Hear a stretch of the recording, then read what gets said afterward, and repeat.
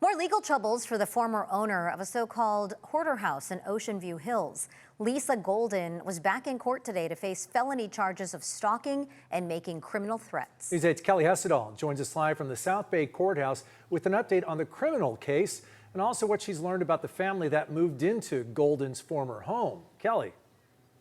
Yeah, and that's right. Neighbors were hopeful that this nightmare would end once a new family moved into Lisa Golden's former home, but that has not been the case at all. Now, today, Golden's preliminary hearing was scheduled to go forward, but just like we saw in civil court over and over again, the case was once delayed again. Lisa Golden out of custody and leaving the South Bay Courthouse today after a judge agreed to another continuance in her criminal case. This time, her new alternate public defender requested more time. Golden also told the judge she isn't feeling well. It's been continued once again. What is your reaction to that? It's tiring. It's tired. I get geared up to come here just for it to be continued. It's very tiring. And my reaction is that she's trying to wear down the system. And hopefully that doesn't happen. Ronnie Taylor is Golden's former neighbor. Prosecutors accuse Golden of stalking him and making criminal threats. He says it's been going on for more than 15 years. In my opinion, I think she's danger. She's a danger to the community. I have to constantly escort my wife in the garage and out of the garage.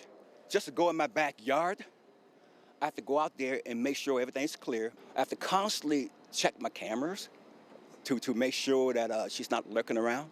This is the latest chapter in a case News 8 has been following for years. Since 2009, neighbors have complained about Golden's now former property. The trash that filled the inside spilled outside.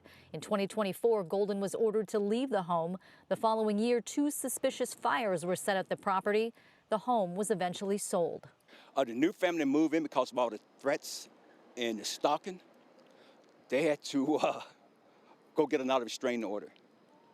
And they served her during her pre-trial hearing on Friday with a temporary restraining order because, just like them, it's an older couple that live with their son and daughter-in-law, and they have their grandkids there, and so they're just afraid for their kids, their grandkids.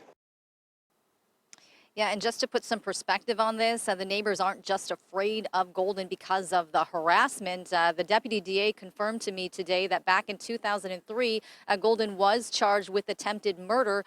He told me, though, that she entered a guilty plea to a lesser charge. Now, for this latest case, she faces a maximum of 4 years behind bars in prison.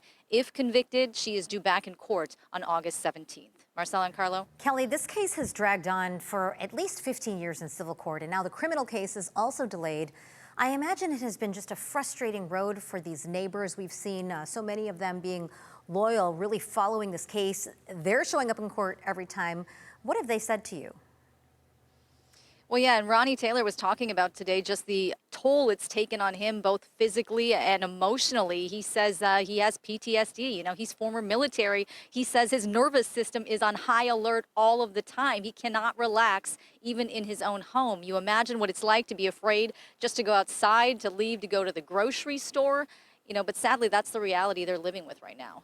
Very unfortunate. You wish there was an easier mechanism for them to move forward. There just isn't in this case. Kelly Hessedal, thank you.